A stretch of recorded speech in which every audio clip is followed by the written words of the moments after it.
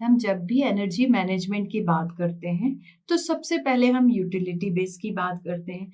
और जब हम देख रहे हैं कि इंडस्ट्रीज में और सराउंडिंग में 80% मशीन्स आर इंडक्शन मोटर्स, तो जो कि बहुत ज़्यादा एनर्जी मैनेजमेंट के लिए कंसर्न्ड एरिया है।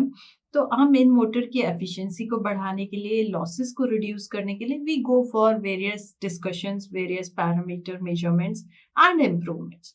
तो सबसे पहले इसके लिए हमें देखना होगा कौन कौन से ऐसे फैक्टर्स हैं जो कि मोटर की एफिशिएंसी को इम्पैक्ट करते हैं।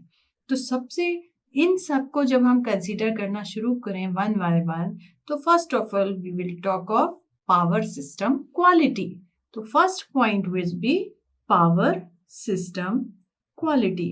इसके अंदर कौन कौन से पैरामीटर आते हैं, let us see. Power system quality, अगर motor performance is considerably affected by the quality of input power, तो उसमें कौन कौन से पॉइंट्स हैं, voltage and frequency available at motor terminals, and also rated values as well as variations in these voltage and frequency. तो इनको हमें तीनों फेजेस में देखना होगा। मोटर्स जो कि इंडिया में हैं वो कंप्लाई करती हैं ब्यूरो ऑफ इंडियन स्टैंडर्ड से फॉर टॉलरेंस लिमिट और variation in input power quality. BIS standards कहते हैं कि motor should be capable of delivering rated output with voltage variation as plus minus 6% and frequency variation as plus minus 3%. However, the fluctuations are much larger, जो कि utility supplied electricity में मिलते हैं वो बहुत ज़्यादा होते हैं। Voltage fluctuations can have detrimental impact on motor performance, यानी हम इनको कंट्रोल नहीं कर पाते हैं, पर जो भी मशीनरी है उस पर हमेशा इसका नेगेटिव इम्पैक्ट होता है, चाहे वो इंसुलेशन एजिंग हो, चाहे मेंटेनेंस रिक्वायरमेंट हो, हीटिंग ऑफ द कंडक्टर्स हो। हर एक केस में ये फ्लक्चुएशंस यदि अंडर कंट्रोल नहीं है तो मशीन की लाइफ रिड्यूस हो जाती है। अच्छा, इनके लिए ब्रॉडली जो ऑप्शंस हैं जो कि रेटेड वोल्टेज मोटर टर्मिनल्स पर फिक्स कर सकें, वेरिएशन कंट्रोल कर सकें, उनमें हम जो 2-3 पॉइंट्स इंक्लूड करते हैं वो है, सबसे पहले लोड एंड पर पावर फैक्टर इंप्रूव करें by providing matching power factor capacitor. दूसरा, वी मिनिमाइज लाइन और cable voltage drops from substation to motor terminals. और तीसरा, ट्रांसफार्मर की टैप चेंजिंग सेट करें जिससे कि कंसिस्टेंस और कंटिन्यूअस लो वोल्टेज सिचुएशन को हैंडल कर सके। दूसरा पॉइंट आता है वोल्टेज इम्बैलेंस का, जो कि बहुत इंपॉर्टेंट है। वोल्टेज अनबैलेंस से बहुत ज़्यादा मशीन का आउटपुट डिस्टर्ब होता है। तो ये वो कंडीशन है जबकि तीनों फेसेस के अंडर वोल्टेज इक्वल नहीं है, और ये और ज़्यादा डेंजरस हो जाएगा मोटर परफॉर्मेंस के लिए और मोटर लाइफ के लिए, क्योंकि ये मोटर के टेम्परेचर को बहुत ज़्यादा बढ़ा देगा, करंट फ्लो डिस्टर्ब होगा। तो जब ये अनबैलेंस होता कब है, ये होता है as a result of supplying single phase loads disproportionately. क्या होता है, ट्रांसफार्मर से जहाँ डिस्ट्रीब्यूशन हो रहा है तीनों फेजेस पर लोड जो है वो इक्वली नहीं डिवाइडेड है, प्रोपोर्शनली नहीं दिए जा रहे हैं। तो इससे डिफरेंट साइज के केबल भी यदि उपयोग कर रहे हैं डिस्ट्रीब्यूशन सिस्टम में, उससे भी वोल्टेज अनबैलेंस होता है। तो लेकिन ये जो वोल्टेज अनबैलेंस का इम्पैक्ट है दैट इज वेरी डेंजरस। मान लीजिए आपका वोल्टेज इम्बैलेंस है 0.3%, तो उस केस में जो करंट में परसेंटेज होगा variation that would B 0.4, okay. But जो टेम्परेचर राइज होगा that would B 0.18 around. So this 0.3% is okay, tolerable. मगर यदि वोल्टेज अनबैलेंस बढ़ जाए 2.3% पे, what will happen? The current unbalance would rise to around 17.7%, and same way temperature rise will increase to 10.6. Okay, this is in degree centigrade. और further यदि voltage का unbalance 5.4% पर पहुंच जाए, सो you can observe current rise up to 40% and temperature rise up to 58 degrees centigrade. See the changes. You can never tolerate this much rises current and the temperature. तो जो इनका जो control करना है, मशीन का परफॉर्मेंस कंट्रोल करना है, machine को डैमेज होने से बचाना है, so voltage unbalance has to be handled carefully. जो national electrical manufacturing association of USA, which is normally known as NEMA, it defines the standard definition for voltage unbalance. और voltage unbalance को जो वो define करते हैं, that is given by basically theoretically यदि हम बोले तो it is defined as maximum deviation from mean of all the three voltages divided by mean of three voltages.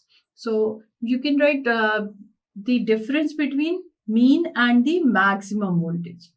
इन तीनों फेज वोल्टेजेस में से जो भी मैक्सिमम डिफरेंस होगा उसमें से यदि मीन वैल्यू को वोल्टेजेस की माइनस कर दें and divided by mean value, we get the voltage unbalance in percentage. So अगर इसको एग्जांपल के तौर पर देखना है हाउ इट डिफर्स, मान लीजिए 3 वोल्टेज दिए हैं, आपका VAB है 410 volt, then VBC is 417 and third voltage, that is VCA, is given as say 408 volt. इनका मीन हम निकाल सकते हैं summation of the 3 divided by 3. तो mean voltage can be 410 plus 417 plus 408 divided by 3. This gives us value as 411.7 volts. अब as per the calculation or formula, voltage unbalance can be calculated as maximum इनमें से कौन सा voltage है 417. So 417 has maximum deviation from mean value. This is given as mean of voltage minus and divided by mean of voltage. This gives us percentage variation in voltage imbalance as 1.29%. So this is a bit high for motor performance. It should always be kept under 1%. Okay, so it is recommended by NEMA. And anything above this will lead to derating of the motor. इसके causes क्या हैं? Unbalance of voltage की causes क्या हैं? पहले तो यदि utility supply जो इनकमिंग है वो अनबैलेंस होगी तो मोटर पर unbalance of voltage will be there. अगर ट्रांसफार्मर की टैप सेटिंग्स अनइक्वल है तीनों फेसेस पर तो भी वोल्टेज अनबैलेंस ऑकर होगा. उसके बाद सिंगल फेज डिस्ट्रीब्यूशन ट्रांसफार्मर बड़े साइज का एक लगा हुआ सिस्टम में, उससे भी वोल्टेज अनबैलेंस ऑकर होता है. और इन केस जो 3 फेज ट्रांसफार्मर है डिस्ट्रीब्यूशन सिस्टम का, उसका कोई एक फेज ओपन हो गया बाय फॉल्ट, तब भी वोल्टेज अनबैलेंस की कंडीशन आ जाती है. या फिर पावर ट्रांसफार्मर के अंदर फॉल्ट्स हैं या ग्राउंडिंग हो गई तो भी प्रॉब्लम आती है. अगर ट्रांसफार्मर बैंक्स जो लगे हैं पैरेलली कनेक्टेड डिस्ट्रीब्यूशन सिस्टम में, उनमें ओपन डेल्टा कनेक्शन ऑप्ट किया है तो भी आपको वोल्टेज अनबैलेंस फेस करना पड़ता है. अगर ट्रांसफॉर्म जो इम्प्रूवमेंट के लिए कैपेसिटर लगाए हुए हैं पावर फैक्टर के, उनमें कहीं फ्यूज ब्लो हो गया तो भी ये कंडीशन आएगी. इसके अलावा अनइक्वल इम्पीडेंस है कंडक्टर्स पर, पावर सप्लाई की जो वायरिंग आ रही है, जो डिस्ट्रीब्यूशन कंडक्टर्स आ रहे हैं, उनकी इम्पीडेंस मैचिंग नहीं है तो भी वोल्टेज इम्बैलेंस रिजल्ट करेगा. उसके बाद अगर लोड्स का डिस्ट्रीब्यूशन प्रॉपर नहीं है, जैसे मैंने कहा तीनों फेजेस पर, तो भी ये प्रॉब्लम देखनी पड़ती है. इसके अलावा कुछ स्पेसिफिक लोड्स होते हैं जो कि हाईली रिएक्टिव नेचर के होते हैं, जैसे कि वेल्डिंग मशीन, वो यदि किसी एक फेज में लगी हुई है तो भी वोल्टेज अनबैलेंस बहुत कॉमन प्रॉब्लम है. तो मोस्टली वोल्टेज अनबैलेंस से कभी कभी leading power factor problem face करनी होती है, जिसकी वजह से मोटर ओवरहीट हो सकती है या मोटर का प्रीमेच्योर फेलियर हो सकता है. So this cause extremely high current imbalance. जैसे हमने देखा, as per the imbalance in voltage, the current goes on higher and therefore temperature also rises.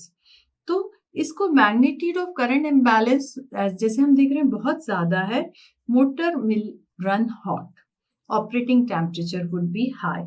तो इसीलिए इसको हमें कंट्रोल करना जरूरी है, क्योंकि ये जो टेम्परेचर राइज होता है that goes to, you can it also calculated with the formula, temperature rise would be 2 into percentage voltage unbalance whole square. तो अगर परसेंटेज वोल्टेज बैलेंस आपका 2% है तो जो टेम्परेचर राइज वुड बी 8, और इसलिए 8 डिग्री सेंटीग्रेड राइज है. और हम ये अच्छे से जानते हैं कि जो वाइंडिंग का इंसुलेशन लाइफ है that reduces by half for each 10 degree centigrade increase in operating temperature. So this should also be kept within control. अब वोल्टेज अनबैलेंस और पावर सिस्टम क्वालिटी के बाद जो तीसरा पॉइंट है जो कि मोटर की एफिशिएंसी को इम्पैक्ट करता है दैट इज मोटर लोडिंग. माने रेटिंग के हिसाब से मोटर कितनी ऑपरेटिंग मैक्सिमम वैल्यू के साथ कर रही है या कम लोडेड है, वो चेक करने से हम एफिशिएंसी पर उसका इम्पैक्ट जज कर सकते हैं. तो जो मोटर का लोड है, how much it is loaded, that percentage loading of motor can be estimated with the relation input power drawn by the motor eight existing load divided by name plate rating of the motor. तो इसको हम ऐसे लिख सकते हैं, percentage loading जो कि हम मोटर का कैलकुलेट करना चाहें तो input power drawn by motor on existing load. Existing load जो कि हम चला रहे हैं, ऑपरेटिंग कंडीशन में है, वो वाला, and this is divided by, चूंकि परसेंटेज है we have to multiply by 100. This is divided by input power rated power that is in kilo volt into current into cos phi. तो इससे हमें पता चलता है मोटर कितने परसेंट लोड पर काम कर रही है. यहाँ पर हमें पावर फैक्टर को कभी भी अज्यूम नहीं करना है. It should always be the calculated और ऑब्जर्व्ड वन. और लोडिंग को कभी भी हमें रेशियो ऑफ करंट के तौर पर नहीं डिसाइड करना है. Motor loading will always be actual operating load divided by rated capacity of the motor. अगर अंडर लोडिंग को रिड्यूस करना है, क्योंकि this is the most common attribute जो कि मोटर की एफिशिएंसी को इम्पैक्ट करती है, तो इसको हम कैसे करें? Under loading results in lower efficiency in power factor and higher than necessary first cost for machine. यानी हम मशीन का ज्यादा पे कर रहे हैं कम लोडिंग के लिए. मान लीजिए 90% टाइम्स मोटर अंडर लोडेड ही है, तो हमने उसको इतनी हाई लोड पे खरीदा क्यों? We should have optimized rating. लेकिन अंडर लोडिंग के जो वजह हैं उसको पहले कंसर्न करना होगा सिलेक्शन ऑफ मोटर के पहले. तो इनमें बहुत सारे रीजन आते हैं. सबसे पहले ओरिजिनल इक्विपमेंट मैन्युफैक्चरर है वो एक लार्ज सेफ्टी फैक्टर लेकर चलता है मोटर सिलेक्शन के लिए, जिससे कि मोटर ऑप्टिमम लोड जो भी रेटिंग है उतना दे पाए, या उससे कम भी दे तो हमारा कस्टमर सेटिस्फाइड रहे. तो इसके अलावा अंडर लोडिंग से लेकिन ये है कि अंडर यूटिलाइजेशन ऑफ इक्विपमेंट हमेशा रहता है. फिर जैसे कि मशीन टूल्स इक्विपमेंट मैन्युफैक्चरर है that provides for a motor rated for full capacity load, लेकिन जैसे कि depth of cut in a lathe machine, मगर user needs that particular rating application rarely, तो it results in underloaded operation most of the time. और दूसरा common reason है selection of a larger motor by the consumer, जिससे कि उसका output maintain रहे even जब voltage is abnormally low. This is also not correct. Finally underloading also results from selecting a large motor for application requiring high starting torque, जहाँ की एक special motor जो कि हाई टॉर्क के लिए designed है उसको लगाना ज्यादा सूटेड होता. उसकी बजाय हमने हायर रेटिंग मशीन खरीद ली.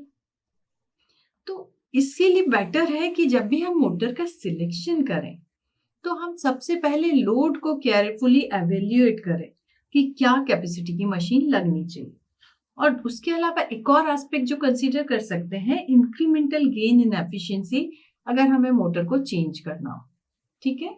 Larger motors have inherently higher rated efficiency than smaller motor, we know that. तो replacement of motors operating at 60 to 70% of capacity और हायर एफिशिएंसी, इनको हम रिकमेंड नहीं करेंगे। इनकी जगह दूसरा मोटर जो कि भले स्मॉलर रेटेड हो पर बेटर ऑप्शन हो for full utilization of load should be opted.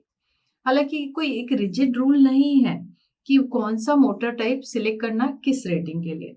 फिर भी डाउन साइजिंग के लिए मोटर को we can select energy efficient motor, इनकी इक्वल रेटिंग के स्टैंडर्ड मोटर की जगह।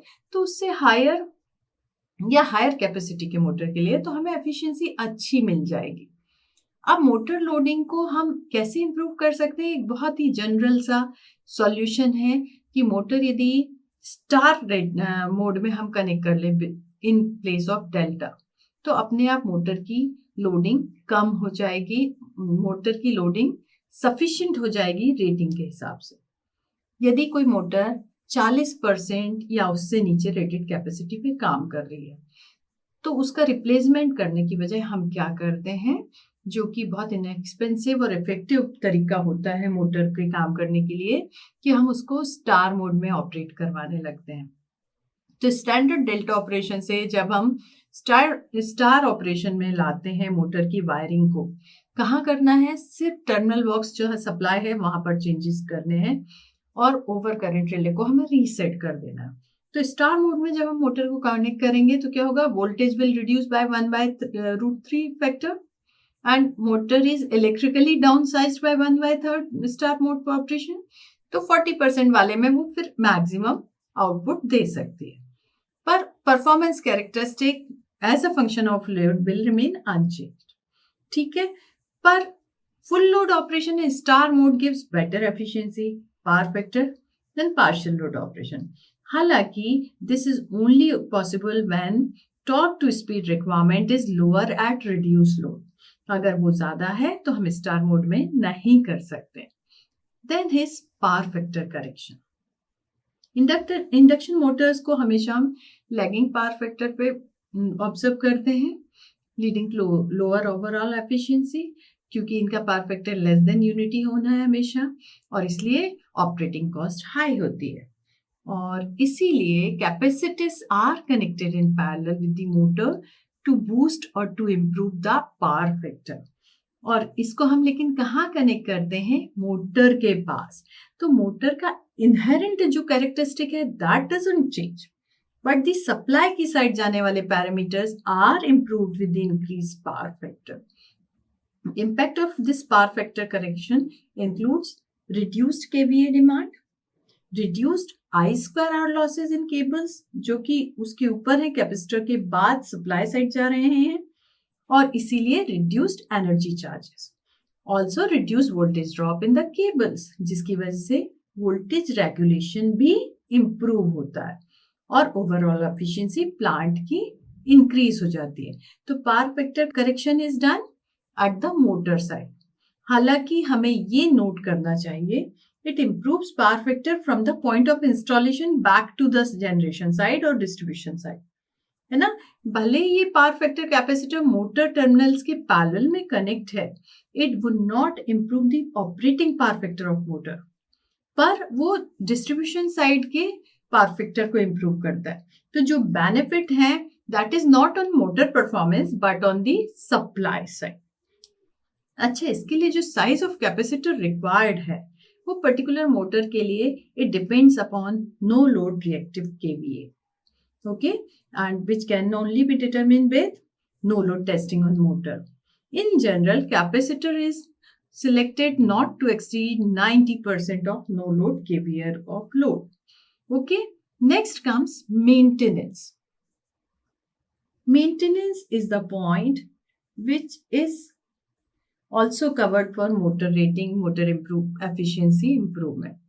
क्योंकि अगर maintenance inadequate है, it can significantly increase losses and it can lead to unreliable operation. मान लीजिए lubrication of the machine parts, bearings, is improper.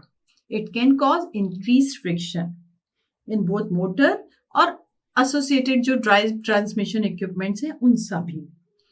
तो resistance losses in the motor will rise with temperature, क्योंकि उसका temperature बढ़ेगा जब हमारे पास इस मशीन में लुब्रिकेशन सफिशिएंट नहीं होगा. फिर उसके अलावा adequate ventilation is required. Motor की कूलिंग डक्ट्स को भी क्लीन रखना होगा, जिससे कि जो डिसिपेटिंग हीट है that would be reduced with losses also reduce. उसके बाद life of insulation in the motor would also be increase with the regular maintenance of such things, क्योंकि हर 10 degree centigrade increase in motor operating temperature will be doubling the life of this insulation. तो अब चूंकि ये सारी चीज हो गई, तो we can prepare a checklist for good maintenance practice to have motor ensure proper operation with good efficiency. सबसे पहले you have to inspect motor regularly for wear and tear in bearings and housings to reduce frictional losses.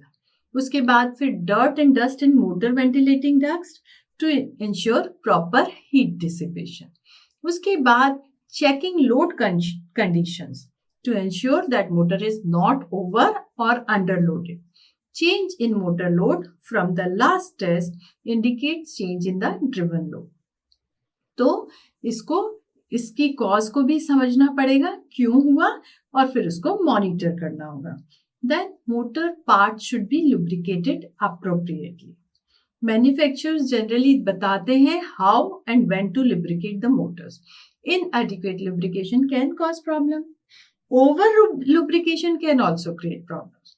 माने excess oil या grease होगा motor bearings पर, it can enter the motor और उसको motor insulation को saturate कर सकता है, which will lead to premature failure और क्रिएटिंग अ फायर रिस्क. उसके बाद periodically proper alignment of motor और ड्रिवन इक्विपमेंट भी चेक करने होंगे. Improper alignment can cause shaft in bearings to wear quickly, जिससे कि both motor and driven equipment can get damaged. उसके बाद सप्लाई वायरिंग, टर्मिनल बॉक्स, इनको भी प्रॉपरली साइज्ड और इंस्टॉल्ड वे में होना चाहिए, ये इंश्योर करना जरूरी है. Connection of motor starters should also be regularly check whether they are clean और टाइट. लास्ट पॉइंट जो होता है वो है मोटर की एज. एज के तौर पर मोस्टली मोटर्स चूंकि इंडिया के अंदर सिलिकॉन स्टील से या डीकार्बोनाइज्ड कोल्ड रोल्ड स्टील से मैन्युफैक्चर होती हैं, इलेक्ट्रिकल प्रॉपर्टीज इनकी ज्यादा चेंज नहीं होते विद एज. हालांकि पुअर मेंटेनेंस या इस तरह से इरेगुलर उनका चेक करना मोटर का डेटोरिएशन पर इम्पैक्ट कर सकता है, उसकी एफिशिएंसी रिड्यूस कर सकता है. इसके अलावा एम्बिएंट कंडीशंस, जहां मोटर रखी गई है, जहां वर्किंग है, वहां का भी इम्पैक्ट डेट्रीमेंटल हो सकता है कुछ केसेस में. मान लीजिए किसी एटमॉस्फेयर में एक्सेसिवली हाई टेम्परेचर है, या हाई डस्ट लोडिंग है, या कोरोसिव एटमॉस्फेयर है, या ह्यूमिडिटी ज्यादा है. इन केसेस में इंसुलेशन प्रॉपर्टीज वाइंडिंग की डैमेज होती हैं और मैकेनिकल स्ट्रेसेस भी बढ़ सकते हैं अगर लोड साइक्लिंग थोड़ी सी गड़बड़ हो. तो इस तरह से मोटर की एज को भी कंसीडर करना जरूरी है. हाउएवर यदि एडिक्वेटली केयर की जाए तो motor performance can be maintain for long.